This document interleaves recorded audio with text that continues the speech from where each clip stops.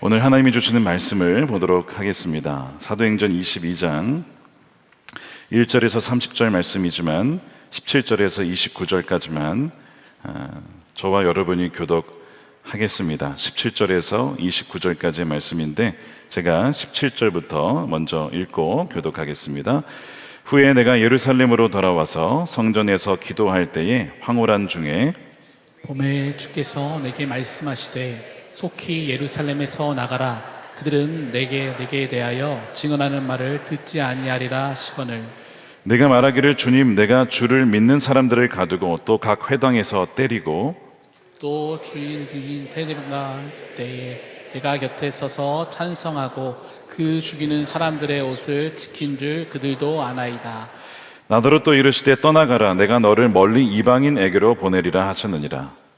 이 말하는 것까지 그들이 듣다가 소리질러 이르되 이러한 자는 세상에서 없애버리자 살려둘 자가 아니라 하여 떠들며 옷을 벗어던지고 티끌을 공중에 날리니 천부장이 바울을 영내로 데려가라 명하고 그들이 무슨 일로 그에 대하여 떠드는지 알고자 하여 채찍질하여 신문하라 한대 가죽줄로 바울을 매니 바울이 곁에 서 있는 백부장더러 이르되 너희가 로마 시민된 자를 죄도 정하지 아니하고 채찍질할 수 있느냐 하니 백부장이 듣고 가서 천부장에게 전하여 이르되 어찌하려 하느냐 이는 로마 시민이라 하니 천부장이 와서 바울에게 말하되 내가 로마 시민이냐 내게 말하라 이르되 그러하다.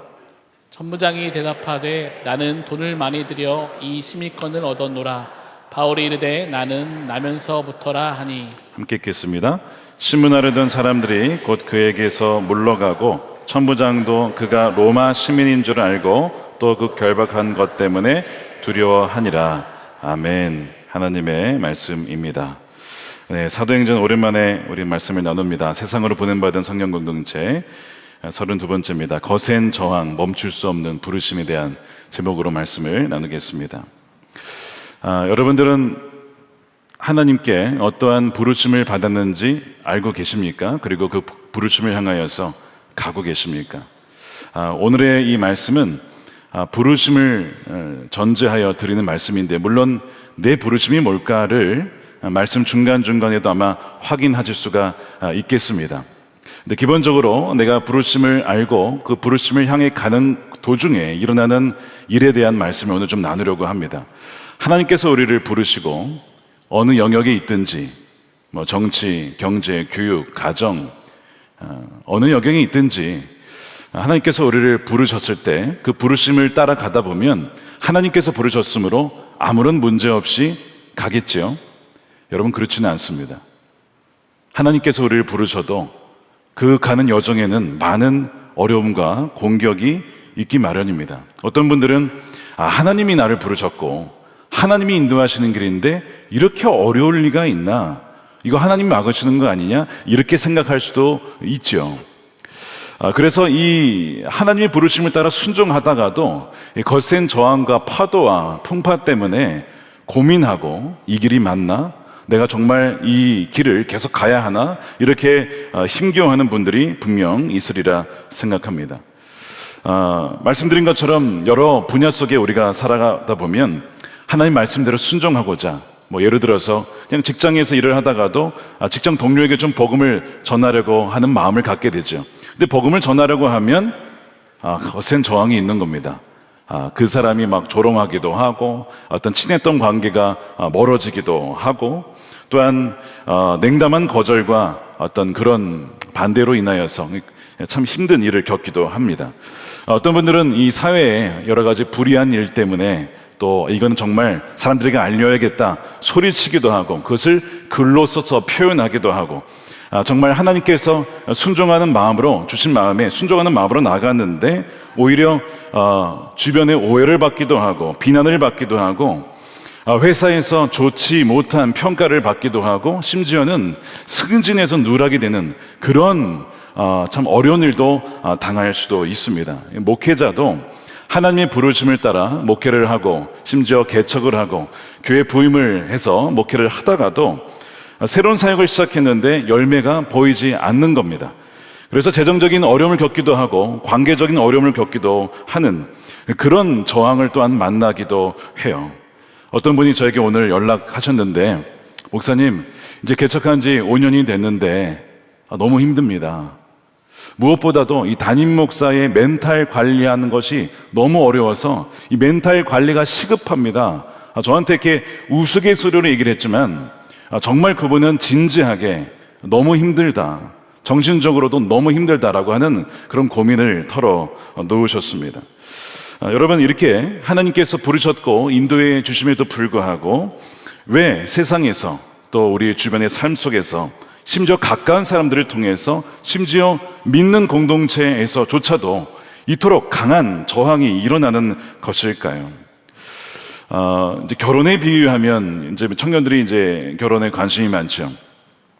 좋아하는 자매가 있고 형제가 있어서 교제하려고 하면 축복하는 경우도 있죠. 그래서 너무 잘 만났다, 부모님께서 축복해 주시기도 하고 주변에서 축복하시기도 합니다. 그런데 반대하는 경우를 만나게 될 때도 여러분 있습니다. 예를 들면 저희 부모님 결혼하실 때였습니다. 결혼하겠다고 하자 저희 친할머니께서 정말 반대를 하신 거예요.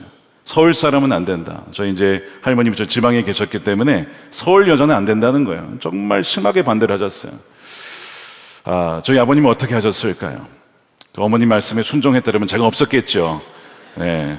어머니의 말씀은 존중하고 하지만 평생 살 사람은 저기 때문에 제가 결정을 하겠습니다. 저희 어머니를 놓치지 않고 결혼을 하셨고, 제가 그래서 나올 수가 있었습니다. 감사하게도. 어쨌든 그런 저항이 여러분 있을 수 있어요. 돌아보니까 저도 지금의 아내와 교제를 시작했을 때, 지금의 이제 장인어른 찾아뵀는데, 장인어른께서 그런 얘기를 하셨다는 겁니다. 제가 이제 신학생이었기 때문에 내 눈에 흙이 들어가도 신학생은 안 된다, 반대를 하시는 거예요. 교제하지 말라는 겁니다. 그러니까 이제 이런 찬양이 있죠. 거친 파도 내게 몰려와도 주와 함께 날아오르리. 정말 기도하고 정말 어떻게 하면 이 난관을 뚫을 수 있을까? 그래서 이제 찾아뵐 때마다 정말 좋은 인상으로 좀 웃으면서 정말 장인어른은 표현은 아니지만 어쨌든 이렇게 하면서 좋은 점수를 따서 나중에는 허락을 해 주셨고, 지금은 참 결혼 잘했다 이렇게 말씀을 해 주시곤 하십니다. 어쨌든 여러분, 결혼할 때에도 하나님의 뜻이 있어도 반대가 있을 수 있다는 겁니다. 저항이 있을 수 있다는 것이죠. 여러분, 하나님의 부르심이 분명해도 거센 반발이 있음을 인식하셔야 됩니다. 자, 우리가 21장을 다루고 이제 22장을 보고 있는데, 21장 기억나십니까? 사도 바울이 예루살렘으로 가야 된다는 거예요. 그런데 주변에 기도하는 분들이, 아주 성령으로 충만한 분들이 반대하는 겁니다. 가면 결박당합니다. 가면 잡힙니다. 절대 가면 안 됩니다. 울면서 만류하는 거예요. 이 사도 바울을 사랑하는 사람들입니다. 그리고 실제로 그 본 것이 맞아요. 성령께서 미리 알려주신 것이었죠. 그런데 사도 바울은 그렇기 때문에 저는 가야 합니다. 성령께서 알려주셨는데, 알려주셨다고 해서 가지 말라는 게 아니라 미리 대비하라. 너의 부르심 앞에, 너의 여정 앞에 어려움이 있을 거야. 그러나 내가 너와 함께 한다 라고 하셔서, 그래서 사도 바울은 그 모든 주위의 만류를 뒤로 하고 예루살렘으로 갑니다. 그리고 실제로 예루살렘에 가자마자 유대인들의 공격을 받고 또한 잡혀서 재판을 받게 되어지는 것이 바로 22장이 되겠습니다. 22장을 보게 되면 성난 군중들에 둘러싸여 있는 사도 바울을 보게 되죠. 어느 정도로 성나 있는지 사도 바울을 죽이려고 합니다. 자, 22절입니다. 이 말하는 것까지 그들이 듣다가 소리질러 이르되, 이러한 자는, 자, 이 사도 바울을 가리킵니다. 세상에서 없애버리자 살려둘 자가 아니라 하여. 무엇이 이렇게 그토록 극심한 저항을 불러일으키는 것일까? 사도 바울은 그저 내가 예수님을 어떻게 만났는지 단지 그 회심의 그 과정과 이야기를 했을 뿐입니다. 내 삶이 어떻게 변했는지, 하나님께서 나에게 어떠한 부르심과 사명을 주셨는지 그것을 말했을 뿐인데, 이 군중들은 너무나 분노하여 지금 사도 바울을 죽이고자 하는 거예요. 자, 이 군중들이 왜 이렇게 분노를 하게 되었는가를 우리가 잘 살펴보면, 우리가 부르심의 여정 중에 왜 이렇게 저항이 많은지도 여러분 살펴볼 수가 있습니다. 그리고 우리가 그것을 통해 통찰을 얻을 수가 있고, 또한 동시에 그 저항 중에도 우리가 멈추지 아니하고 나아갈 수 있는 힘이 어디서 오는지를 발견하게 될 줄로 믿습니다. 자, 오늘 이 말씀을 좀 살펴보고자 하는데요. 이 본문에 들어가기 앞서서 우리가 하나님이 부르심에 따라가다 보면 저항이 있다는 것이 성경 내내 나와 있다는 것을 여러분 발견하게 될 것입니다. 예를 들면 몇 가지 예를 들면 지난 수요일이었나요? 우리 이신우 목사님께서 모세에 대한 부르심의 본문으로 말씀을 전하셨어요. 하나님께서 떨기나무에서 모세를 부르셨고 내가 너를 바로에게 보낼 것이다. 그래서 이제 모세가 바로를 만나러 갑니다. 근데 바로의 마음이 어떻습니까? 굉장히 닫혀 있어요. 강팍한 마음으로 이스라엘 백성들을 보내려 하지 않습니다. 자, 이상하잖아요. 하나님이 너를 통해 내 백성들을 구원해낼 거야, 건져낼 거야 라고 하셨는데 갈 때마다 바로는 오히려 마음이 더 딱딱하고 굳어있고 절대 그렇게 할 수 없다라고 반대하는 겁니다. 자, 하나님의 부르심이 있었어도 그 과정 중에는 어려움이 있을 수 있다는 것을 보여주는 아주 단적인 예인 거죠. 다니엘은요, 여러분 기도했던 이유로 사자굴에 던져져서 죽을 뻔했습니다. 다니엘의 세 친구들은 역시 그 왕에 의해서 풀무불에 던져져서 왕의 명령을 어겼다는 이유로 신앙의 절개를 지켰다는 이유로 풀무불에 던져지는 그런 어려움을 당했습니다. 그러나 하나님께서 그들과 함께 하셔서 그 풀무불 안에서 그들이 죽지 않도록 보호해 주셨었지요. 우리가 사도행전 내내 살펴본 대로 베드로와 사도 요한 역시도 복음을 전하는 곳마다 죽을 뻔한 일들이 계속 있어 왔습니다. 그러니까 여러분, 부르심을 따라 산다는 것은요, 반드시 저항이 있다는 것을 아셔야 됩니다. 여러분, 그 저항이 오히려 어떻게 보면 내가 잘 가고 있구나, 하나님께서 나를 부르신 것이 맞구나, 그렇게 생각할 수 있는 그런 믿음이 여러분들에게 부어지게 되기를 축복합니다. 자, 그런데 왜 그러면 세상에 이런 거센 저항이 있는 것일까? 오늘 본문을 읽다 보면 몇 가지 원인이 등장하는데 첫 번째가 무엇이냐면 잘못된 종교적 열심 때문에 그런 저항이 있을 수 있다는 거예요. 여러분, 하나님에 대한 열심이 좋은 걸까요? 좋은 걸까요? 물론 좋죠. 근데 여러분, 하나님에 대한 열심이 나쁜 것일 수도 있을까요? 생각해 보세요. 하나님을 향하여서 열심을 갖는 거, 좀 충성을 다하는 것, 내가 하나님을 위한 것이라면 무엇이든 할 수 있어. 얼마나 귀해요. 우리가 오늘도 찬양도 했지만 그게 왜 나쁘겠어요? 근데 그게 굉장히 위험할 수도 있다는 겁니다. 물론 제가 말씀드린 것처럼 하나님을 향한 열심은 너무 귀한 겁니다. 그래서 민수기 25장에 보면 비느하스라고 하는 자가 나와요. 그가 어떤 일에 열심을 가졌냐면 이스라엘의 거룩함에 그냥 사명감을 가지고 있던 사람이에요. 그런데 이 발람에 의해서 속은 이 이스라엘 남자들이 이 모압의 여자들과 음란에 빠지게 됩니다. 그리고 우상에 참여해서 거기 음식을 먹게 되죠. 하나님이 가장 미워하시는 일이었어요. 그래서 비느하스가 뭘 했냐면, 참 끔찍하기도 하지만 창을 들고 그 음행에 빠져 있는 남녀를 창으로 찔러 죽입니다. 끔찍한 일이었죠. 그런데 그 일로 인하여서 이 이스라엘 진영이 임했던 이 전염병이 그치게 돼요. 하나님께서 이 비느하스의 행위를 인정하십니다. 잘했다라고. 그러니까 여러분, 이 본문을 읽을 때 이상하잖아요.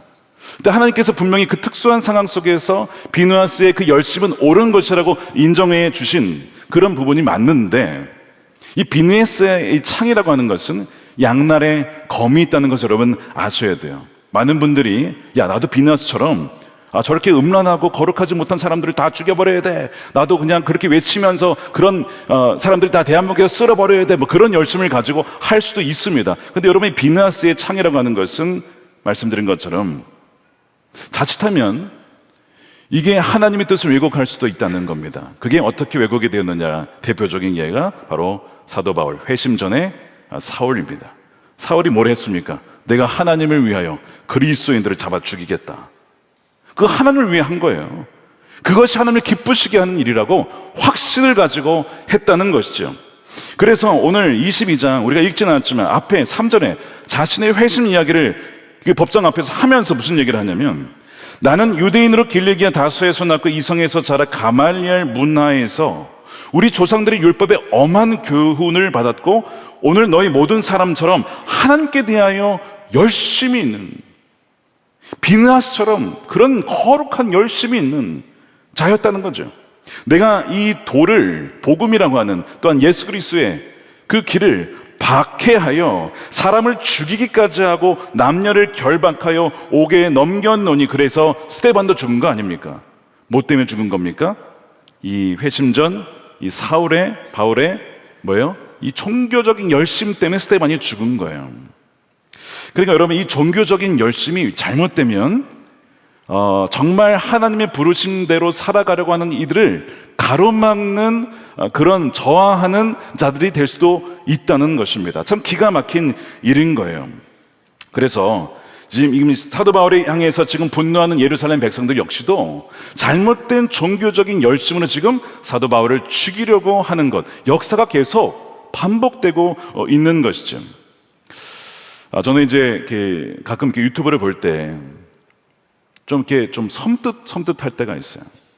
뭐냐면 하나님을 사랑하고 주의 몸된 교회를 사랑한다라고 하면서 너무나 서슴 없이 소위 비느하스의 창을 찌르는 영상을 볼 때마다 너무 마음이 아픈 겁니다.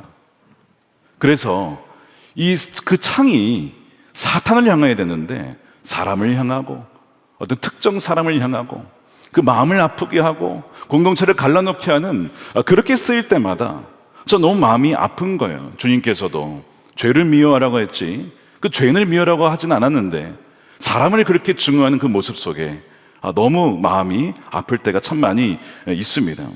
지금 사도 바울도 회심 전에 그러했고 이 군중도 지금 그렇다는 거예요. 왜 그러냐면 말씀드린 것처럼 종교적 자기 확신이 너무 깊어서 내가 틀릴 수도 있다라고 하는 것을 전혀 생각하지 못하기 때문에 그렇습니다. 그러니까 이것이 바로 저항의 뿌리가 될 수 있다는 거예요.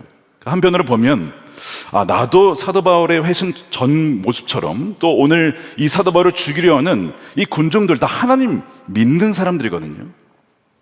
그렇게 나도 되는 거 아닐까? 우리가 정말 진작에 돌아볼 수도 있어야 된다는 거예요. 언제? 내 안에 미움이 있을 때, 증오가 있을 때, 나의 동기가 나는 하나님께 대해서 열심히 있는 사람이야 라고 생각하여서 무엇인가를 할 때에, 그리고 내 행동의 방법이 이게 폭력적이거나 그것이 언어든 무엇이든 간에 어떤 이야기를 할 때에도 너무 강한 이야기를 한다거나 비판이 너무 강하여서 누군가의 마음을 찌를 수 있는 말이라, 이게 뭔가 내가 지금 변질되고 있다라고 하는 것을 인식할 수 있어야 된다는 것이죠. 여러분, 잘못된 종교적 이 열심이 이렇게 오히려 부르심을 따라가는 사람의 앞길을 막을 수도 있다는 것을 오늘 본문은 보여주고 있어요. 두 번째, 왜 저항이 오는가? 또 다른 이유는 복음이 기존 질서와 편견에 도전을 하기 때문에 강한 저항을 맞이하게 됩니다. 자, 오늘 이 21절에 보면요, 나더러 이르시되 떠나가라. 이제 주님께서 사도 바울에게 말하는 거예요. 내가 너를 멀리 이방인에게로 보내리라. 그래서 이 얘기를 해요. 나는 이방인에게 복음을 전하러 가는 그 사명을 맡았다. 이 이방인 얘기를 딱 꺼내는 순간 이 군중들이 막 화가 터지는 겁니다. 아니, 우리가 하나님의 백성이고 하나님이 우리를 선택했는데 무슨 이방인이냐? 왜 하나님이 이방인을 구원하시냐? 이 선민 사상이 너무 사로잡혀 있어가지고 민족적 우월감에 이 구원의 문이 굳게 닫혀 있는 거예요. 그러니까 이방인에게 간다고 하니까 지금 화가 나가지고 이 사도 바울을 죽이려고 했던 것입니다. 자, 그런데 여러분, 사실 구약에도 이런 일들이 있었어요. 요나서에 보면 요나가 그러했죠. 하나님께서 야 니느웨에 가라. 이제 니느웨를 하나님께서 구원하시려고 하는 걸 이제 요나가 알고 그 반대로 가는 거예요. 여러분, 요나는요 어떤 사람이냐면 하나님의 뜻을 너무나 명확히 아는 사람입니다. 하나님의 뜻을 너무나 잘 알아서 반대로 하는 사람이에요. 영성이 깊은 걸까요? 어떤 걸까요? 보통 우리가 영성을 하나님의 뜻을 잘 아는 사람이라고 하잖아요. 여러분, 그걸로 충분치 않습니다. 순종이 있느냐가 중요한 거예요. 요나는 너무나 하나님의 뜻이 무엇인지 알았기 때문에 반대로 행한 사람이죠. 그래서 니느웨 가기 싫다는 겁니다. 그러면서 이제 나름 명분은 있었어요. 니느웨는 우리 민족을 유린한 악한 민족입니다. 심판을 당해야지 구원받으면 안 된다는 거예요. 여러분 동의하십니까? 여러분 동의하실걸요 아마? 여러분, 일본에 가서 복음을 전해야겠습니까? 우리나라를 약탈한 민족인데. 여러분, 중국인들에게 복음 전해야 되겠습니까? 싸하잖아요, 벌써 분위기가 지금. 여러분, 전해야죠. 아멘이죠. 그렇죠? 이게 쉽지 않다니까, 이게 지금 사실. 여러분, 요나 뭐라 할 게 없어요, 사실 우리가. 사실 이 요나서를 읽어보면 딱 우리가 요나와 너무 닮아있다. 하나님께서는 어떤 분이셨냐면 악인이라 할지라도 회개하여 살기를 원했다는 거예요. 좌우 분별하지 못하는 이들이 너무 많고 어린 아이들부터 어른부터 심지어 동물도 있다는 거예요. 내가 그들을 어찌 아끼지 아니하겠느냐라고 말씀하시면서 그들을 얼마나 사랑하신지를 말씀하셨는데, 요나는 하나님을 솔직히 잘 몰랐던 거죠.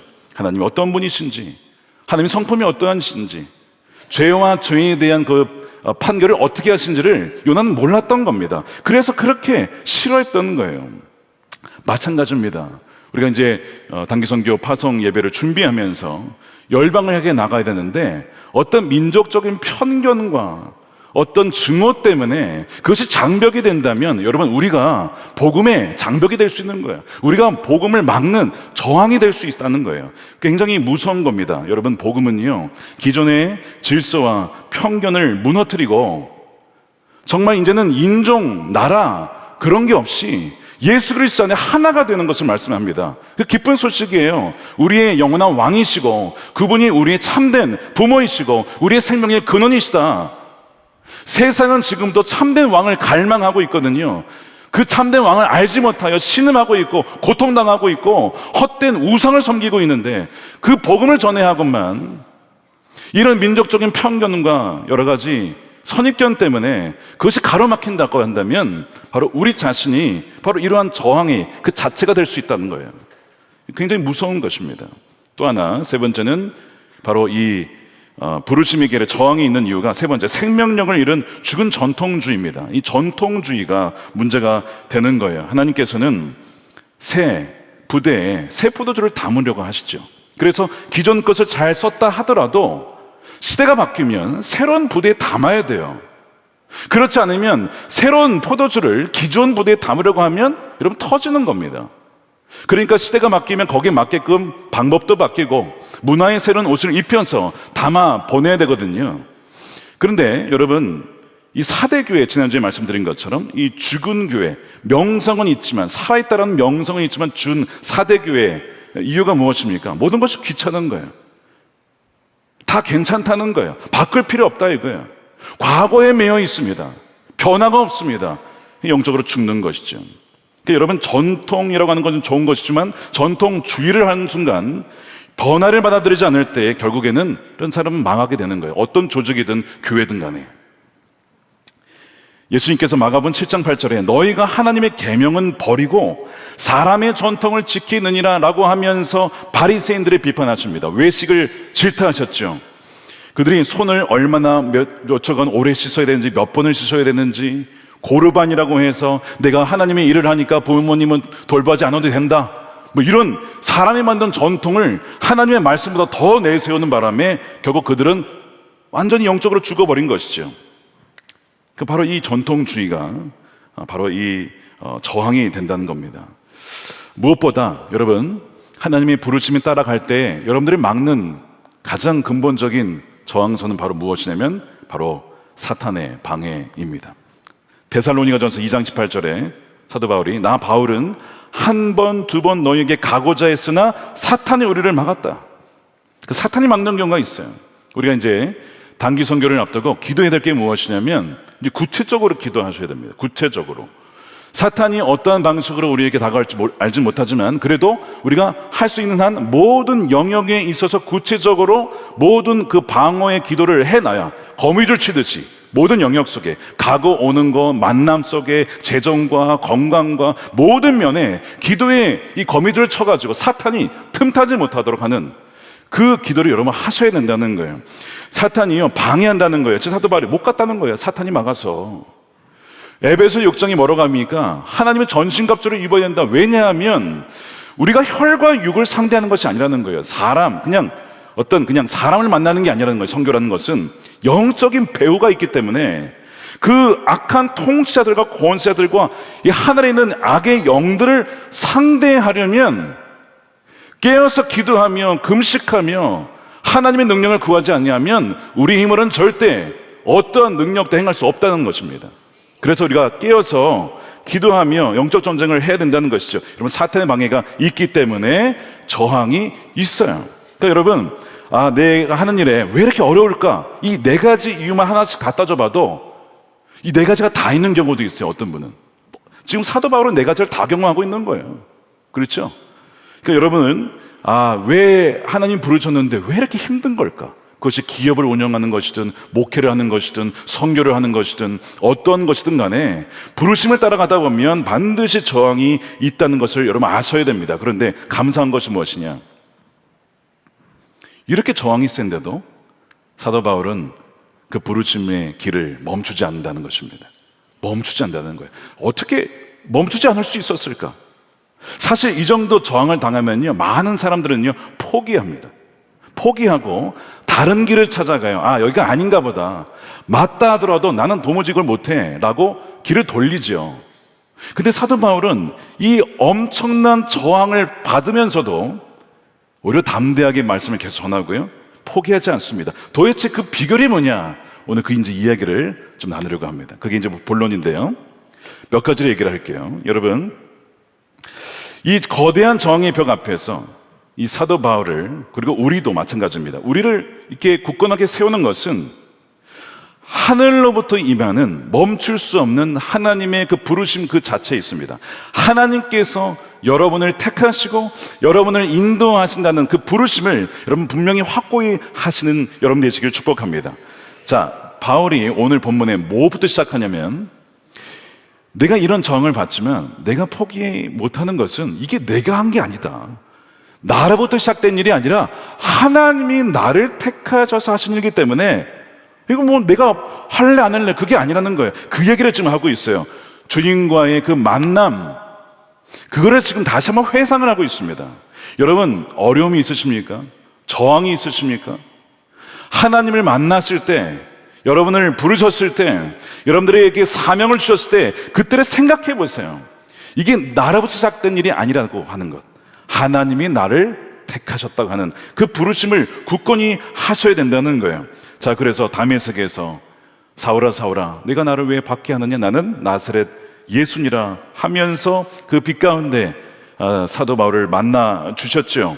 그러면서 주님이 나를 택하셨구나, 너는 나의 택한 그릇이라고 말씀을 하시며 그를 붙잡아 주시는 거야. 이것이 가장 중요한 첫 번째, 그가 거센 저항에도 멈추지 않냐고 나아가는 부르심의 그 원동력의 첫 번째는 바로 주님께서 나를 부르셨다라고 하는 겁니다. 종종 저에게 가끔 목사님 힘들지 않으세요? 라고 물어봐요. 그러면 저는 그런 얘기를 합니다. 힘들지요, 어렵지요. 그런데 저는 믿습니다. 하나님이 저를 여기 세우셨다는 것을 믿기에 두려워하지 않습니다. 염려하지 않습니다. 제가 선택한 게 아니고, 제가 제 힘으로 가는 게 아니고, 주님이 부르셨기에 주님이 책임지신다. 여러분, 이게 가장 중요한 거예요. 두 번째 뭔지 아십니까? 두 번째, 사도 바울이 이제 두 번째, 내가 이 멈출 수 없는 이 부르심을 향해 나가는 두 번째 이유를 무슨 얘기를 하냐면, 동역자들이 있다는 겁니다. 사도 바울이 이제 회심한 다음에 그 다음에 아나니아가 와서 그에게 와서 주님께서 주신 말씀을 다시 한번 확증을 하시죠. 확증을 하면서 그의 부르심을 다시 한번 견고하게 세워줍니다. 그것이 오늘 본문의 14절입니다. 그가 또 이르되 우리 조상들의 하나님이 너를 택하여 너로 하여금, 이게 아나니아 얘기예요, 자기의 뜻을 알게 하심이, 자, 하나님의 뜻을 알게 하시고 그 의인을 보게 하시고 그 입에서 나오는 음성을 듣게 하셨으니 내가 그를 위하여 모든 사람 앞에서 내가 보고 들은 것의 증인이 되리라. 주님으로부터 직접 들었을 뿐만 아니라 사랑하는 동역자를 통해서 다시 한번 그 부르심을 재확인시켜 주시는 거예요. 다시 한번 견고하게 붙잡아 주는 것이죠. 그래서 어떠한 저항이 있어도 이것은 나의 뜻에 의해서 내가 내 힘으로 목표를 정해서 가는 것이 아니라 하나님이 부르셨고 또한 하나님의 사람들을 통하여 확증을 주셨기 때문에 나는 여기서 멈춰줄 수 없다. 그리고 멈출 의향도 없고 나에게 능력이 없지만 하나님이 공급해 주신 힘으로 나아간다라고 그가 고백을 하는 것입니다. 여러분 주위에 여러분들을 위해서 기도하는 분들이 있잖아요. 우리 목사님들도 계시고 전사님도 계시고 여러분 지역장님과 속장님과 진짜 여러분 주위에 여러분들을 응원하고 다시 한번 부르심을 확증하고 경고해 주는 분들이 있다는 것입니다. 그리고 여러분들이 그러한 분들이 되어 주셔야 된다는 거예요. 제가 나중에도 말씀드리겠지만 공직사회에서 뭐 교육계든 뭐 정치계든 진짜 크리스천들이 많은 고통을 당합니다. 어려움을 당해요. 근데 그때마다 주위의 동역자들이 함께 기도해주고 붙잡아주기 때문에 끝까지 가는 분들이 참 너무나 많이 있어요. 저와 여러분들이 그러한 믿음의 동역자로서 격려해주고 기도해주는 그런 아름다운 관계로 끝까지 믿음의 경주를 완주하게 되기를 주님의 이름으로 축원드립니다. 좀 세 번째는 너무나 잘 아는 거긴 하지만 우리가 거의 매일 놓치지 않고 해야 될 부분 중에 하나입니다. 말씀과 기도로 확증을 받는 거예요. 자, 사도 바울이 오늘 본문에 무슨 얘기를 하냐면, 자, 하나님이 나를 부르셨다. 첫 번째. 두 번째, 동역자를 통해서 아나니아와 바나바를 통해서 계속 격려를 받았죠. 세 번째는 기도하는 가운데, 또한 기도하는 가운데 말씀으로 다시 한번 계속 그 부르심에 대해서 하나님께서 방향을 정해주시고 확정해주시고 격려해주시고 두려워하지 말아라 계속 말씀해주시는 거예요. 여러분, 우리가 식사를 오늘 했으니까 내일 안 해도 되겠죠? 뭐 하루 정도는 안 해도 되겠지만 그럼 이틀 지나면 또 먹어야 될 거 아니에요. 여러분, 말씀도 그렇게 드십니까? 하나님이 나에게 나 작년에 주셨는데 나는 이제 작년 주셨으니까 올해는 필요 없어. 그런 분이 어디 있어요? 말씀이라고 하는 것은 만나기 때문에 여러분 매일 먹어야 되잖아요. 그리고 여러분 요즘에 우리 느헤미야 말씀 얼마나 은혜로워요. 느헤미야를 통해서 너무나 정확하게 매일마다 말씀을 주시면서 우리에게 다시 한번 부르심이 무엇인지, 우리가 무너진 그 벽이 무엇인지, 정말 악한 사단이 조롱하고 막 넘어뜨리고 안 된다, 니네가 되겠느냐 막 이러면서 하더라도 결국에는 승리한다라고 하는 것을 보여주잖아요. 말씀이요, 여러분 이게 그냥 문자가 아니라고요. 살아있는 주님의 선한 목자 되신 주님의 음성인 줄로 믿습니다. 그래서 주의 양들은요 주님의 음성을 듣고 따라가는 거예요. 그래서 그렇게 주님은 말씀을 통해서 인도를 해 주십니다. 너무나 정확하게 인도를 해 주시는 거예요. 자, 그래서 사도행전 22장 오늘 17절에 보면, 후에 내가 예루살렘으로 돌아와서 성전에서 기도할 때 황홀한 중에 범해 주께서, 주님이 말씀하시죠? 말씀하시되 속히 예루살렘에서 나가라. 나더러 또 이르시되 떠나가라. 내가 너를 멀리 이방인에게로 보내리라. 계속 기도하는 가운데 말씀을 주시고, 말씀을 묵상하는데 또한 기도로 깨닫게 해주시고, 계속 주님께서는 우리를 이렇게 그 부르심의 길을 끝까지 나아갈 수 있도록 계속 원동력을 주시는 거예요. 우리에게는 없지만 생명의 양식이 거기에 있고 성령이 우리 함께 해주시니 우리 뭐가 두렵겠습니까? 계속 가게 되는 것이죠. 최근에 한 성도님이 저에게 지난 한 2년 반 동안 당신이 하나님의 인도하심을, 그리고 부르심을 어떻게 인도함 받았는지를 저한테 공유를 해주셨어요. 이제 자기가 몇 년 전에 이 교회에 오셨다는 거예요. 오면서 와가지고 하나님께 받은 은혜가 너무나 커서 하나님께 진짜 너무 감사를 드렸는데, 정작 그 말씀이 통로되신 목사님께는 그 얘기를 안 해드렸다고 하면서 저에게 이제 공유를 해 주신 겁니다. 그래서 제가 무슨 내용인가 노트를 봤더니 2023, 2024, 2025년도에 주일 예배, 금년 성령 집회, 그 다음에 뭐 선교 세미나, 뭐 다윗 공동체, 뭐 여러 가지 이제 예배가 있잖아요. 이렇게 그러면 그 예배 때 주어졌던 성부영정 예배, 뭐 전도 축제 카드까지 그 말씀들이 다 다르잖아요. 이렇게 그렇죠? 그러면 마치 이렇게 퍼즐 조각처럼 다 다르단 말이에요. 이게. 근데 이거를 하나의 방향으로 싹 모아놨어요. 그분들이 그 기록을 해놓은 거예요. 예를 들면 2024년 5월 12일 마태복음 7장 24절, 2024년 7월 9일 말씀 기도회 베드로전서 2장 25절, 2024년 7월 14일 주일 말씀 믿음의 한 사람의 판세를 바꾼다, 2025년 2월 16일 주일 말씀 하나님을 상자에 가두려 하지 말아라, 2025년 3월 16일 금성 영원한 가치의 인생을 걸라. 자, 거기에 주요 말씀들을 딱딱 적어놨는데 이게 일정 방향으로 자신을 하나님이 몰고 가시고 인도하신다는 그분이 아신 거예요. 그를 기록한 노트를 확인해 이렇게 보여주신 겁니다. 저도 읽어보니까 너무 신기한 거예요. 각각의 다 다른 말씀과 환경과 기도회 같았는데 퍼즐이 모이니까요, 여러분, 그림이 되는 거예요. 그림이 한 방향을 향해 있는 겁니다. 그분이 그러면서 주님이 저를 어디로 인도하시는지를 분명히 알았습니다. 말씀을 하시더라고요. 근데 저는 가끔 이제 이런 얘기를 들어요. 목사님, 어떤 이야기 뭐 누구 알고 하시는 거죠? 전 처음 듣는 내용인데요. 그분은 누구신가요? 저렇게 물어봐요. 무슨 얘기냐면 그냥 주일 말씀이고 어떤 뭐 새벽 말씀이고 뭐 수요일의 말씀인데 그게 꼭 자기의 어떤 상황에 정확하게 주시는 말씀이라는 거예요. 너무나 신기하다는 거죠. 여러분, 주님께서는 우리를 그렇게 정확하게 말씀으로 인도해 주시는 분이십니다. 그래서 여러분, 우리가 주님이 우리를 인도 안 하는 게 아니고요, 주님이 부르시는데 말씀하셨는데 우리가 놓친 겁니다. 우리가 못 알아들은 거예요. 우리가 언어를, 예를 들면 영어 같은 경우에도 공부하지 않으면 아무리 말을 해도 못 알아듣죠. 분명히 말했는데 무슨 말인지 모르겠어요. 저 예전에 영어 공부할 때 그랬어요. 분명히 중요한 아주 은혜로운 설교인데 무슨 말인지 모르겠어요. 그러면 뭐가 문제인 거예요? 그 사람이 문제, 물론 그 사람도 알아듣게 저한테 말을 한국말로 해주셨어야 되는데 영어로 하니까 문제죠. 물론 그것도 그지만 제가 못 알아들은 거죠.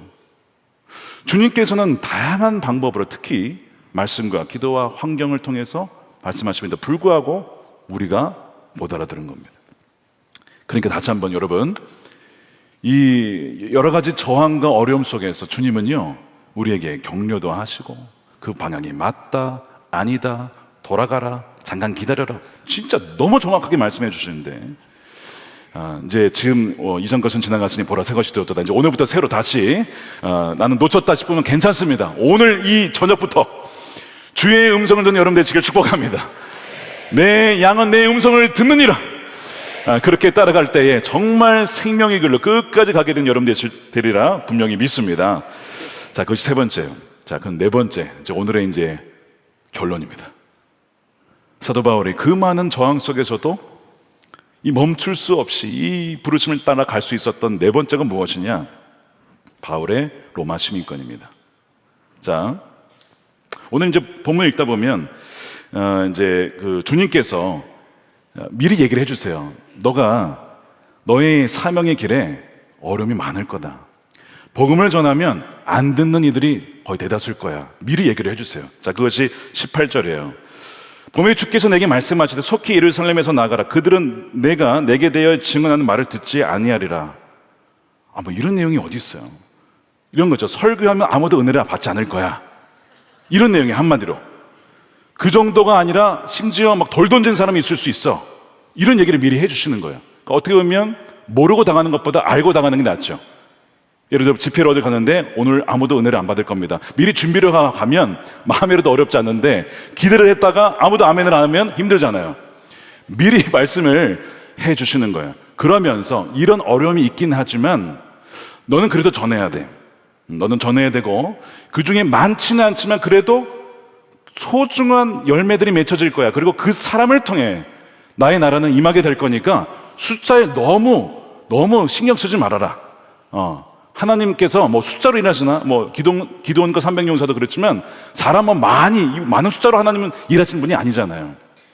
미리 말씀을 하시고 그 다음에 그런 어려움이 있겠지만, 그리고 많은 저항이 있고 심지어 너를 죽이려고 하는 것도 있겠지만 미리 너에게 내가 준 게 있어. 여러분, 그게 로마 시민권입니다. 자, 오늘 막 죽이려고 하고 막 이제 때리려고 하는데 사도 바울이 뭐라고 합니까? 나 로마 시민권자라는 거예요. 사람들 깜짝 놀랍니다. 네가 로마 시민권자라고?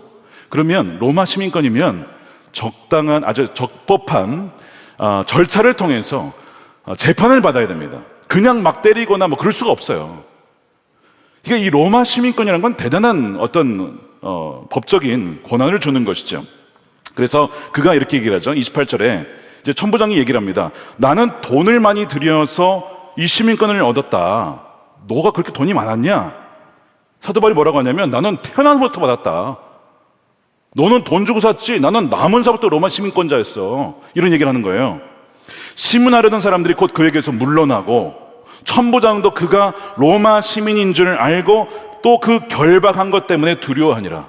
자, 많은 저항이 있었는데 주님께서 이미 미리 장치를 해주신 게 그가 태어날 때부터 로마 시민권자로 태어날 수 있도록 해 주셨다는 거예요. 그래서 로마 시민권자로서 그가 어떠한 불이익을 당하지 않으면서 로마 황제까지 복음을 전할 수 있도록 미리 마련해 주신 하나님의 놀라운 예비하심과 섭리하심이었다는 것이죠. 그래서 그의 부르심이 결코 좌절되지 않고 그 목적에 맞게끔 끝까지 나아갈 수 있도록 하나님이 준비해 주셨다는 겁니다.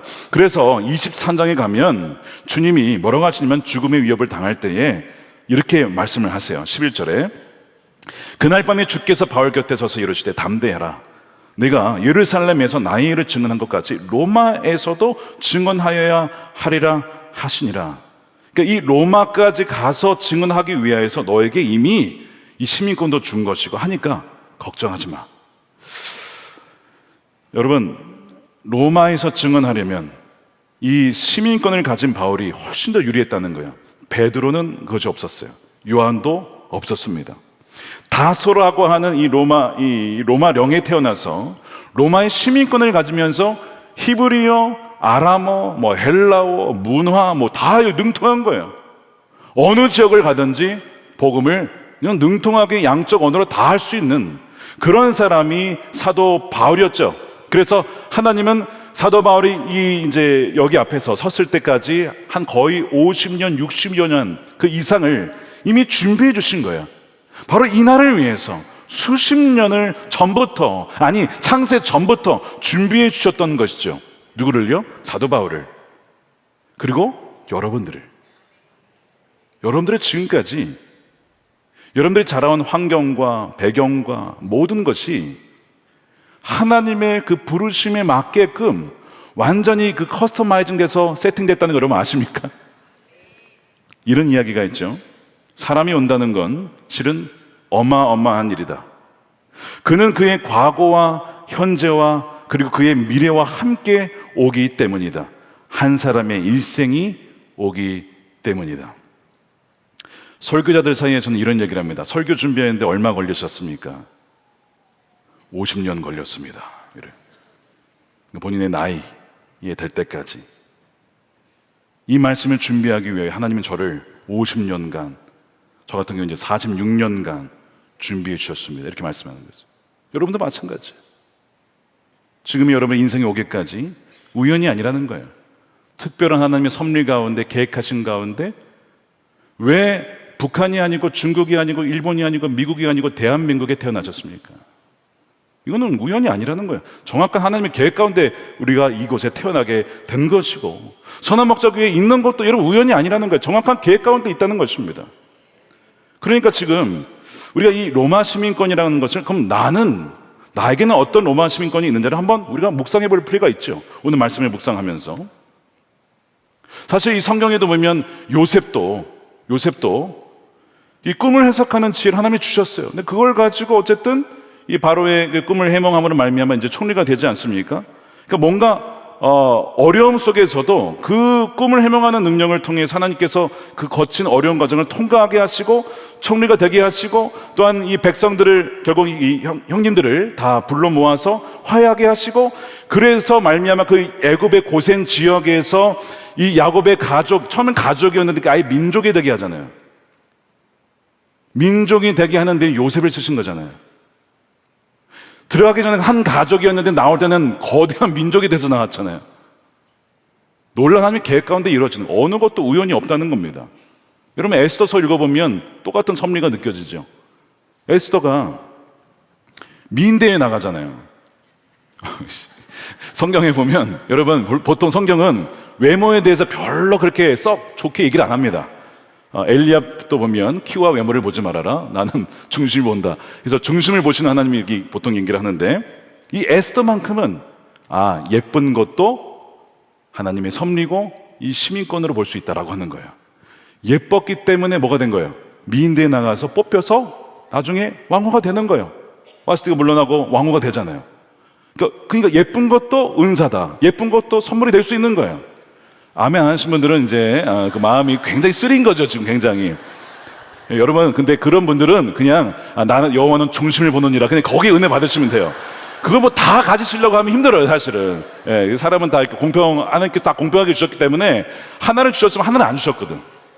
둘 다 주신 게 가끔 있긴 하지만 그런 거를 이렇게 너무 이렇게 신경 쓰지 마세요. 다 부르심이 다 다른 거예요, 여러분. 에스더는 어쨌든 예뻤어요. 그래서 왕후가 됐고, 근데 그 예쁜 것만으로는 또 안 돼요. 뭐가 있어야 됩니까?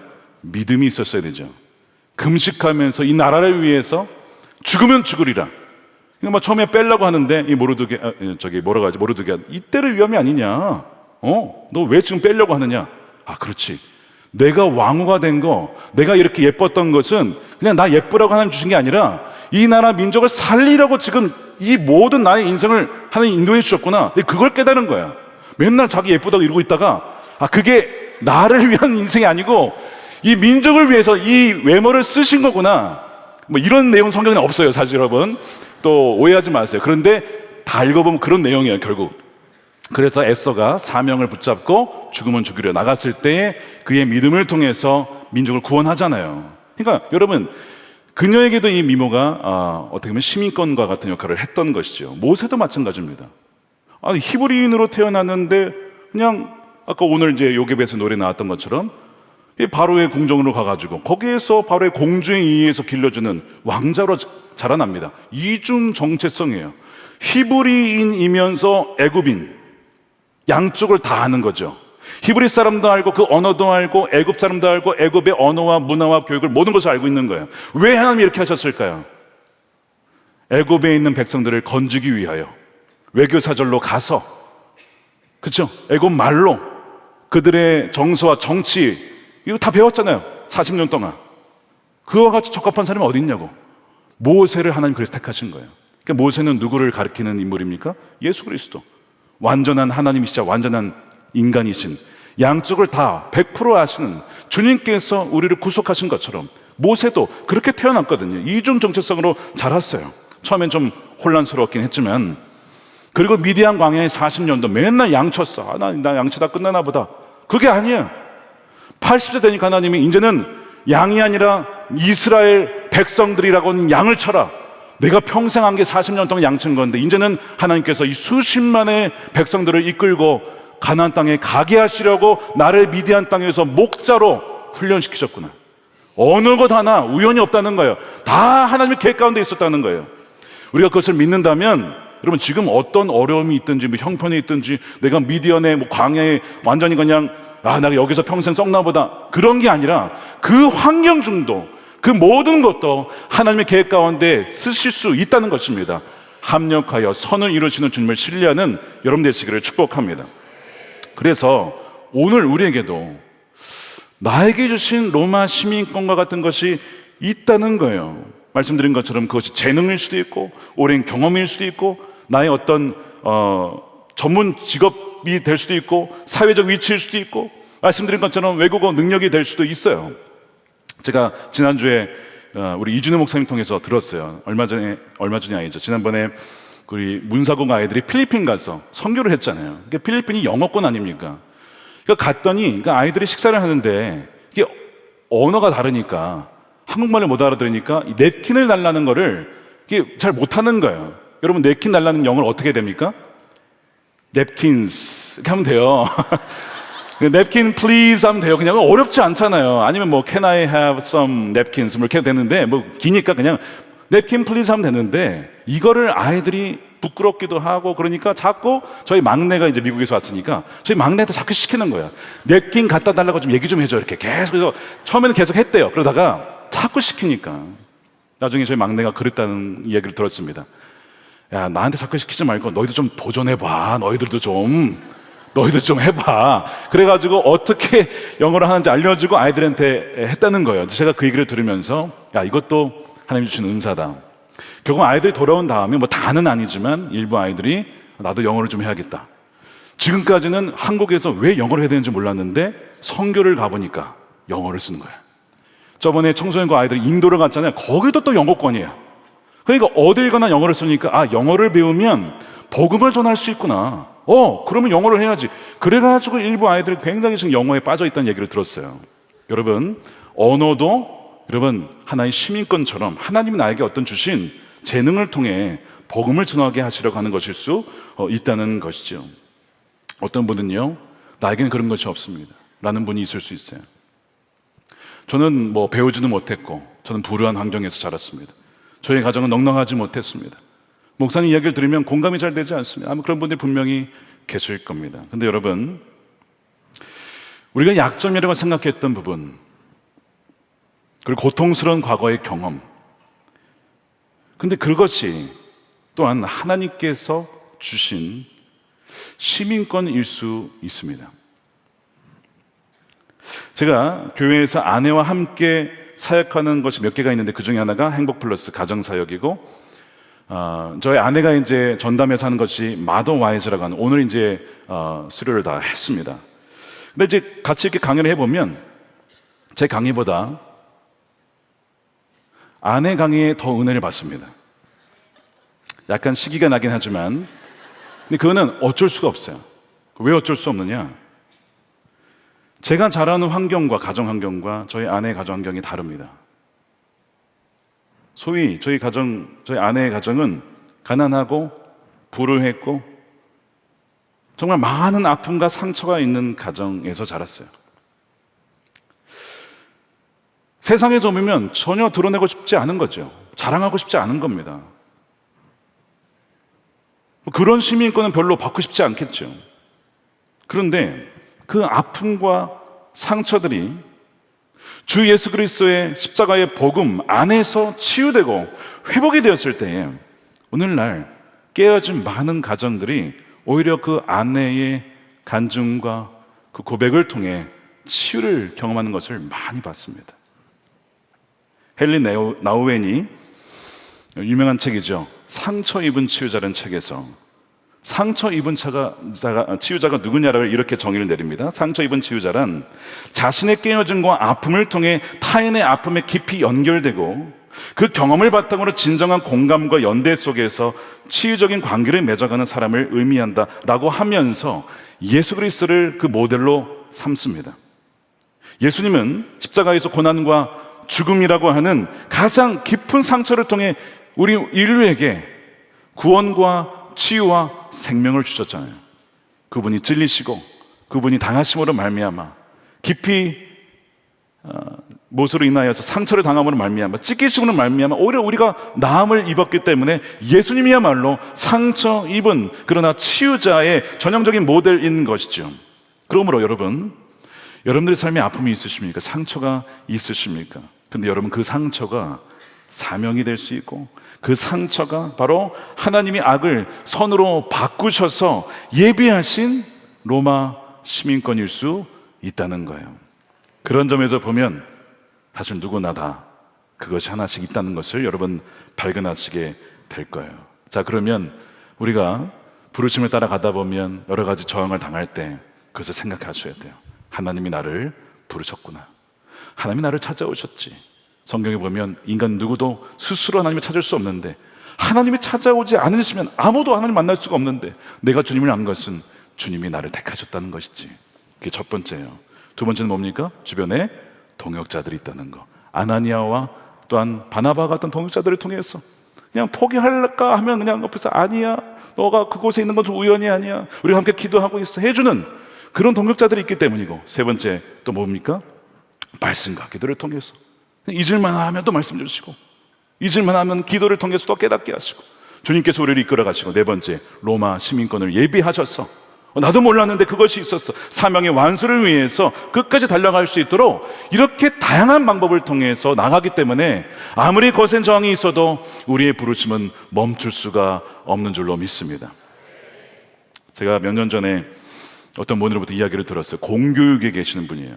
이분이 공교육의 교육과정을 담당하시는 분이신데 저에게 기도 부탁을 하시고 저희 중보기도위원회에 기도 부탁을 하셔서 함께 기도를 한 적이 있습니다. 다음 세대를 위한 국가 교육과정 개발이라고 하는 그 현장 속에 하나님을 알고 성경적인 가치관을 이 교과과정 안에 그래도 이렇게 너무 드러낼 수는 없지만 그런 바탕으로 교제가 만들어질 수 있도록 하는 사명을 가지신 분입니다. 그것이 나의 부르심이고 나의 사명이다라고 이제 아는 분이 이제 이메일을 주셨어요. 근데 그렇게 나아가고 하면 하나님께서 힘주시고 아무런 저항이 없어야 되는데 얼마나 반대가 많고 저항이 많고 조롱이 많은지. 그분이 이런 얘기를 해요. 지난 1년 넘게 하나님을 대적하는 세력이 얼마나 많은지 마음 아프게 지켜봤습니다. 유물론, 하나님이 없다는 거죠. 그냥 물질이 다다. 진화론에 근거한 내용들이 다음 세대가 배우게 되는 교육과정에 걸러지지 않고 들어가는 상황 속에 교육과정에 대한 회의마저 들었습니다. 그러면서 그런 얘기도 하시는 거예요. 진화학회, 진화론을 만드는 학회가 있나 봐요. 거기 소속된 기독교인들이, 무슨 얘기지? 내가 진화학회에 소속된 기독교인들이 전면에 배치되어서 이들이 반대하는 기독교인들에게 자신들이 대응하겠다, 그런 얘기를 또 했다는 거예요. 그래서 이런 얘기를 겪으면서 이분이 너무 마음이 심령이 상해가지고 어떤 생각을 했냐면, 이건 안 된다, 그만둬야겠다. 하나님이 나를 교육계에 부르셨지만 이거 다윗과 골리앗 싸움 아닌가, 이건. 그래서 이제 포기하려고 하는 과정 속에 너무나 절망 속에 있었지만, 이제 어느 날 우연히 저희 온라인 예배를 드리다가 말씀을 듣는데 제목이 잊혀진 부르심을 회복하라, 이런 제목이었어요. 그게 아마 아브라함 시리즈였을 겁니다. 첫 번째. 그 말씀을 딱 듣는 순간, 너 왜 부르심 잊으려고, 너 왜 하란에 머물러 있으려 하냐. 근데 아브라함이 이제 가나안 땅에 가야 되는데 하란에 갔다가 거기에 몇 년을 머물러 주저앉아 있습니다. 거기 내려가지 않고. 그 말씀을 들으면서 하나님 자신을 책망하신 거예요. 근데 동시에 격려를 하시면서, 너 혼자 있는 거 아니야. 내가 너를 불렀고 너희 주위에 동역자들이 있고 넌 끝까지 이 길을 가야 돼 라고 그 말씀을 들으면서 또 하나 전혀 생각하지 못했던 말씀을 하시더랍니다. 그게 뭐냐면, 너는 왜 그들을 위해서 기도하지 않느냐. 에? 그들이요? 누구? 진화학회에 있는 분들? 그들이요? 그들을 위해서 기도하라고요? 그래, 그들을 위해서 기도해라. 너무 충격을 받아요. 근데 한 번도 기도를 해본 적이 없어요. 늘 싸울 생각만 했지 그들을 위해 기도할 생각은 전혀 하지 못했다는 겁니다. 그동안 동료 연구자들을 판단하고 정죄하고 비판했던 자신의 교만함을 그날 회개하게 되고, 그들을 위한 기도를 비로소 시작을 했다면서 저에게 말씀하시기를, 목사님, 이런 저를 위해 기도해 주시고 이런 교육 과정이 정말 성경적인 과정으로 잘 될 수 있도록 교회에 기도 부탁을 좀 해주세요. 그래서 중보기도, 당시 이제 박지훈 목사님이 계셨는데 중보기도 팀에 공유를 해서 함께 팀이 기도를 했습니다. 그런 지 한 수개월이 지났어요. 어떻게 됐나 저도 궁금했는데 연락이 없었습니다. 근데 나중에 수개월이 지나서 다시 연락이 왔습니다. 목사님, 놀라운 일이 일어났습니다. 뭔가 봤더니, 목사님, 그 이후에 교육과정 공청회와 연구진 회의 등에서 하나님께서 하셨다는 것 외에는 설명할 수 없는 일들을 보여주셨고, 하나님께서 분명히 우리의 기도를 들으시고 일하시고 계신다는 것이 믿어졌습니다. 하나님께서는 또한 예상하지 못한 여러 장소에서 동력자들을 붙여주셨고 함께 기도할 수 있게 인도해 주셨습니다. 비록 최종 결과가 완벽하지는 않지만 우려했던 내용들이 많이 삭제되는 분명한 하나님의 일하심을 경험한 것이었습니다. 할렐루야. 이런 얘기를 공유해 주셨어요. 여러분, 이분은 이제 교육계에서의 얘기지만, 여러분, 사도행전 22장의 사도 바울이 겪은 일과 비슷하죠. 거센 저항과 파도가 밀려온 상황 속에서 포기할 뻔하였지만 하나님의 부르심과 동역자들과 말씀과 기도와 로마 시민권을 붙잡고, 이거는 하나님이 이루실 거야. 비록 그들이 듣지 않는다 할지라도 그거보다 크신 하나님께서 반드시 더 크신 계획으로 인도해 주실 거야. 그것을 신뢰함으로 나아갔던 바울처럼 이분도 끝까지 나아갔다는 것입니다. 사랑하는 여러분, 여러분도 마찬가지입니다. 여러분들이 어느 곳에 있든지 무엇을 하든지 하나님의 부르신 그 길을 향하여 그 양심을 따라 믿음을 가지고 나아갈 때에 어려움이 참 많이 있겠지만, 조롱도 있겠고 정죄도 당할 것이고 비판도 당할 것이고 왕따도 당할 수 있습니다. 여러분, 무릇 경건하게 살고자 하면 박해를 당하는 것은 여러분 기쁜 일입니다. 주님께서 뭐라고 하셨죠? 그렇게 박해를 당할 때마다 기뻐해라, 하늘에서 너희의 상이 큼이니라. 하늘에서 너희의 상이 큼이니라. 사랑하는 여러분, 힘을 내십시오. 거센 저항이 다가와도, 파도가 밀려와도 하나님의 부르심에 여러분 포기하지 마시고 끝까지 한 걸음 한 걸음 주님과 함께 손 꽉 붙잡으시고, 아니, 주님이 우리 손을 꽉 붙잡으시고 놓지 않고 그 길을 끝까지 가게 하실 것입니다. 그래하여 오늘 이 부르심을 다시 한번 계획하며, 다시 한번 돌아보며, 사람이 마음으로 우리가 계획할지라도 우리의 발걸음 인도하신 분이 주님이시고 우리의 앞길에 이미 주님께서 앞서가셔서 인도하시니 그 주님만을 붙잡고 끝까지 사명의 길을 달려나가시는 저와 여러분들이 되시기를 주님의 이름으로 축원드립니다. 우리 함께 찬양하겠습니다. 우리 내 평생에 가는 길 1절 2절 부르고 우리 주품에 함께 찬양하겠습니다.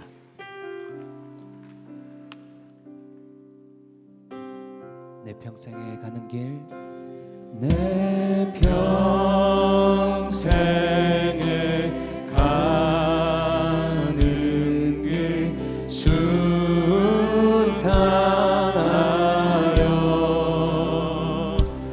늘 잔잔한 강 같은지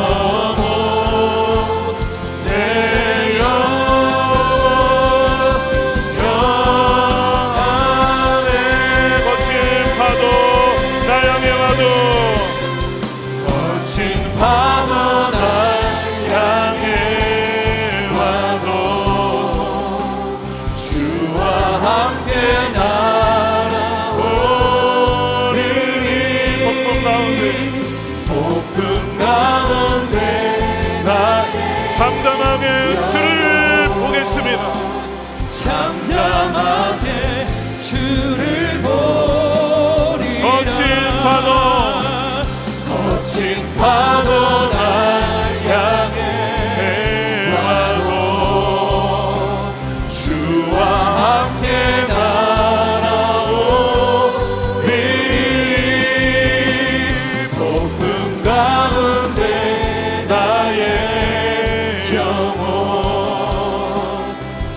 마지막으로 한번 더 고백합니다. 거친 파도 내게 몰려와도 거친 파도 날 향해 와도 주와 함께 날아오리 폭풍 가운데 나의 영혼 잠잠하게 주를 보리라. 잠잠하게 주를 마지막 한 번 더 잠잠하게 주를 보리라. 잠잠하게 주를 보리라. 아멘, 아멘. 그렇지. 그렇습니다. 그렇습니다, 주님. 우리 함께 이 시간 기도하겠습니다. 여러분, 부르심을 따라 가는 삶은 편안한 삶이 아닙니다. 풍랑이 일고 거센 파도가 일어나고 폭풍이 밀려오는 것입니다. 여러분, 왜 그럴까요? 마귀는 절대로 여러분들이 생명의 길, 구원의 길, 십자가의 길, 주님 손 꼭 붙잡고 그 길로 가는 것을 절대로 원치 않기 때문입니다. 여러분들이 가정에서 정말 부부가 행복하게 살아가는 거 마귀는 절대로 원하지 않습니다. 여러분들이 직장에서 복음을 증거하고 그리스도인답게 살아가는 거 절대로 원하지 않기 때문에 마귀는 계속해서 여러분 폭풍우를 일으키고 유혹하고 포기하라고 그만두라고 갈라서라고 그렇게 계속 미혹하고 우리를 속이는 것입니다. 여러분, 절대 속지 마십시오. 진리 가운데 굳게 서시길 바랍니다. 예수 그리스도의 손 꼭 붙잡고 끝까지 달려나간 여러분 되시길 축복합니다. 많은 거센 저항이 있지만 그러나 오늘 말씀대로 여러분 기억하십시오. 하나님이 우리를 택하셨습니다. 하나님이 여러분을 부르셨습니다. 하나님의 손이 여러분을 결코 놓지 않으신다는 것입니다. 그와 같이 버려두지 아니하신다고 약속하셨습니다. 성령을 보내주셨고 여러분들이 증인이 될 거라고 말씀해 주셨습니다. 사랑하는 동역자들을 통하여서 말씀해 주시고 깨닫게 하시고 격려해 주시고 그렇게 붙잡아 주시는 동역자들이 있다는 것입니다. 계속해서 성령을 통해서 말씀을 통하여 기도하는 가운데 비전을 보게 하시고 달려갈 수 있는 계획을 부어주신다는 것입니다. 무엇보다 또한 여러분들에게 각자에게 로마의 시민권과 같은 고유하고 독특한 환경을 통하여 그 부르심에 합당하게 나아갈 수 있도록 이미 예비해 주셨다는 사실입니다. 우리가 이 시간 이것을 기억하고 첫 번째 함께 기도하겠습니다. 주님, 우리가 주님의 부르심을 따라 살아갈 때에 마주하는 거센 저항과 파도 앞에서 낙망하거나 낙심하거나 주저앉지 않도록 주여 인도해 주시옵소서. 바울과 같이 주님과의 첫 만남 아나니아와 바나바와 같은 동역자들의 격려와 말씀과 기도와 그런 확신과 시민권과 같은 하나님의 예배하시고 또한 섭리하신 특별한 은혜를 기억하며 끝까지 이 길을 달려나갈 수 있도록 주님 붙잡아 주시옵소서. 주여 한번 외치고 기도하겠습니다. 주여 할렐루야 부르십니다. 주님 할렐루야. 주님 우리를 부르신 분이 주님이십니다. 내가 아니라 나의 능력이 아니라 아버지 내가 정한 것이 아니라 하나님이 붙잡아 주었습니다. 주님께서 나를 찾아봐 주었습니다. 나를 불러주셨습니다. 이 자리에 세우셨고 하나님 부르신 곳에서 예배하며 찬양하며 세우신 분이 아버지 하나님 주님이시오니 주여 폭풍 가운데 좌절하지 아니하고 끝까지 달려가면은 하나님의 존귀한 백성들 움직이는 주의 교회가 다 되게 하여 주시옵소서. 하나님 부르심을 확고히 하며 바나바와 같은 주의 귀한 동료자들을 통하여 서로서로 붙잡아주며 격려하며 축복하며 세워주며 말씀과 기도로 또한 로마의 시민권을 예배하여 주셨음에 감사드립니다. 하나님 찬양합니다. 놀라운 주권의 하나님, 모든 것을 합령하여 선을 이루시는 아버지 하나님을 찬양하며 오 주님 할렐루야. 하나님 주님은 선하십니다. 완벽하십니다. 주님은 완전하십니다. 하나님의 선하신 계획을 신뢰하며 나아갑니다. 위로하여 주시고 붙잡아 주시고 할렐루야 주님 낭만한 저의 무릎을 일으켜 세워주시옵소서. 일으켜 세워주시옵소서. 주님 할렐루야 주님 찬양합니다. 하나님의 성령이 계신 하나님의 백성들이 만남에 나가며 음부의 권세가 너를 해하지 못하리라. 계속해서 두 번째로 우리 기도하겠습니다. 우리 로마 시민권에 대한 얘기를 좀 나눴는데, 주님께서 우리에게 독특한 환경 속에 고유하게 주신 것이 있습니다. 정말 말 그대로 어떤 그것이 정말 시민권 어떤 타고난 무엇인가일 수도 있지만, 타고난 것이 아닐지라도 내가 경험했던 후천적인 경험이나 어떤 학습한 재능이나 기술이든 무엇이든 간에 그것이 무엇인지, 여러분 그것은 괜히 주신 것이 아니라고 하는 거예요. 오늘 이날을 위해서 하나님께서 미리 바울이 태어나기 이전부터, 아니 그 많은 지역 중에 왜 다수라고 하는 시민권이 태어나면 부여되는 그곳에 태어나게 하셨냐고요. 하나님이 계획 가운데 그 땅에 보내신 것이죠. 마찬가지로 우리가 대한민국에 있는 것도 태어난 것도 우연이 아니라고 하는 것입니다.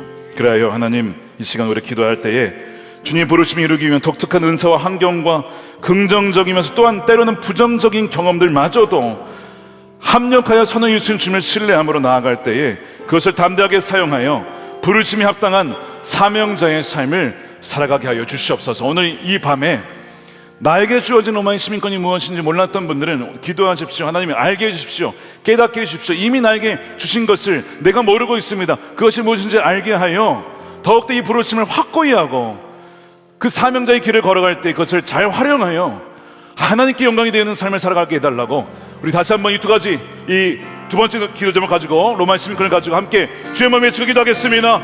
주여 할렐루야. 아버지 감사합니다. 하나님 감사합니다. 주님 찬양합니다. 우리 모두에게 고유하게 주신 하나님의 귀한 부르심과 능력과 재능 방수가 있음에 감사를 드립니다.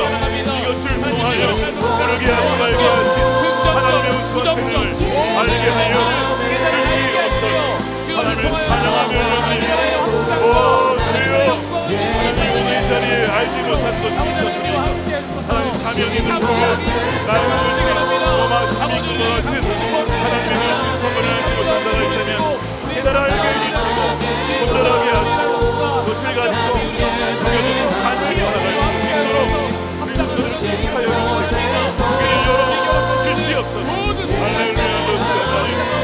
주님을 찬양하며 고백하며 하나님 오 주여, 모든 학생을 가운데 주신 부정적인 악독과 찬성을 받아도 하나님께서 그것을 사용하시고 그것을 통하여 상처 입은 치유자로 살게 해주시며 하나님의 놀라운 은혜를 찬양합니다.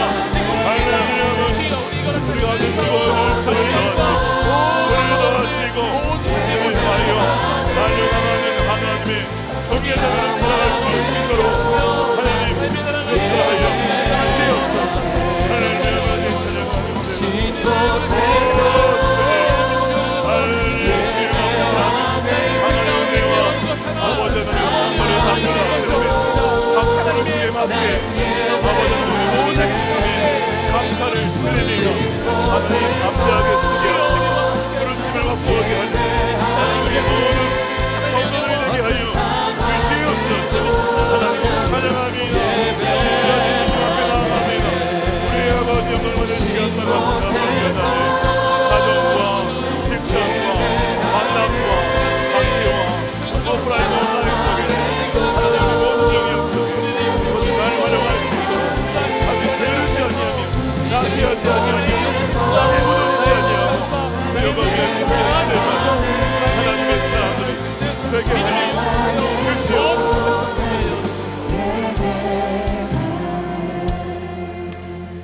네, 오늘은 우리 강대상 위에 올라와서, 강단 위에 올라와서 여러분 기도하실 수가 있겠습니다. 특별히 부르심에 대해서 분별하고자 하는 분들, 또 여러 가지 어려운 저항 속에서 그것을 돌파하시고자 하는 분들, 특별히 나오셔서 기도하시면 좋겠고요. 오늘 또한 기도가 필요하신 분은 나오시면 목사님들께서 여러분들을 위해 주의 마음으로 기도해 드리도록 하겠습니다. 우리 세 번째로 기도하겠습니다. 사도 바울이 오늘 22장을 가만히 읽어보면 정말 많은 저항이 있었지만 끝까지 잃지 않은 것이 또 하나 있었습니다. 그것은 무엇이냐면 사랑입니다. 사랑.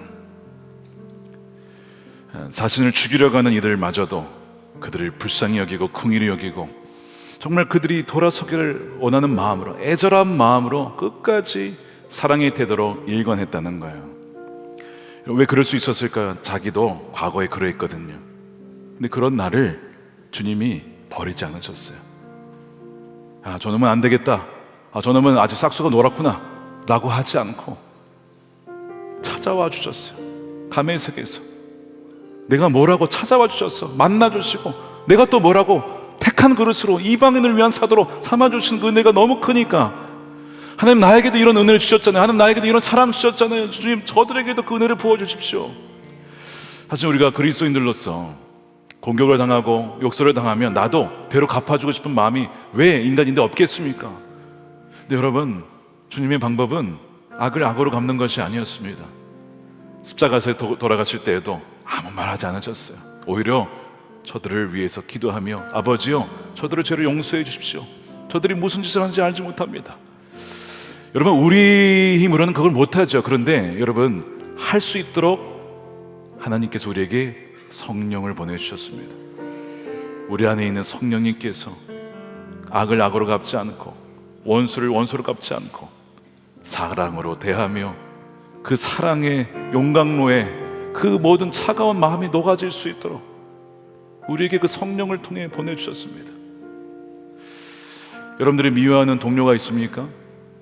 여러분들을 핍박하는 사람이 있습니까? 여러분들을 해코지하는 사람이 있습니까? 그것이 가족입니까? 그것이 친척입니까? 친한 친구였습니까? 배신을 당하셨습니까? 우리는 그들을 이 시간 생각하면서 주님, 이 시간 주님이 주시는 힘과 그 성령의 그 사랑의 능력으로 또한 사도 바울이 그렇게 사랑을 대했던 것처럼 우리도 이 멈출 수 없는 부르심을 따를 때 그 저항 속에서 바울처럼 반대하는 이들마저도 긍휼히 여기는 그리스도의 사랑으로 우리에게 채워주시기를 원합니다. 성령의 지혜와 담대함으로 그 사랑과 진리를 능력 있게 전하며 닫힌 마음을 열고 생명을 이끄는 통로로 주님, 우리를 사랑의 사도로 사용해 주시옵소서. 이 진실된 기도로 마지막 주여 한번 외치고 기도하신 후에 자유롭게 기도하시다 돌아가도록 하겠습니다. 주여 한번 기도하겠습니다. 주여, 하나님 사랑을 부어주시옵소서. 우리 모두 주의 사랑을 충만히 부어주시옵소서. 나의 힘으로 할 수 없습니다. 나의 힘으로 할 수 없습니다. 나를 박한 자들을 위하여 기도하였다면 우리도 그 사랑으로 기도하며 섬기며 사랑하며 하나님, 사랑이 이깁니다. 사랑이 결국에는 사람을 변화시키게 합니다. 그 사랑을 나누는 하나님의 존귀한 백성들이 되게 하여 주시옵소서. 할렐루야. 주님, 완전한 사랑이신 주님이요 성령으로 임재하여 주시옵소서. 모든 미움과 원수와 모든 악의 사라지게 하시고 하나님 나라와 영광이 있으리라. 사랑의 평화의 사도로 사랑의 사도로 예수님하여 주시옵소서. 할렐루야.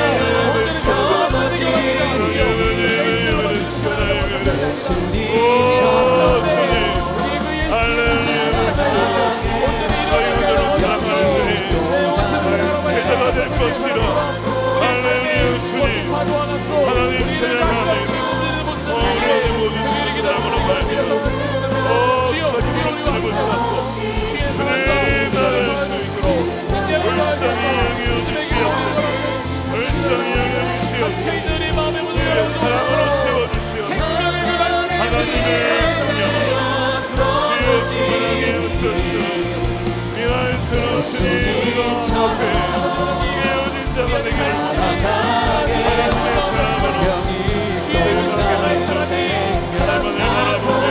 주님 보시는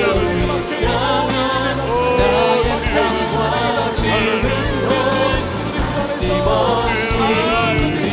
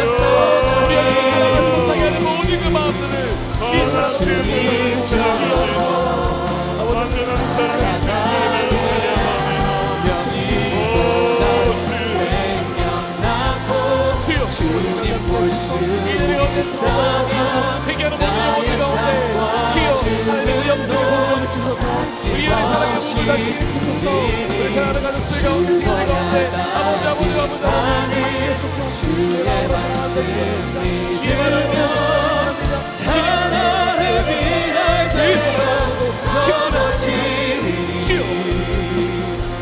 예수님처럼 살아가게 하소서. 신 곳에서 나는 예배하네.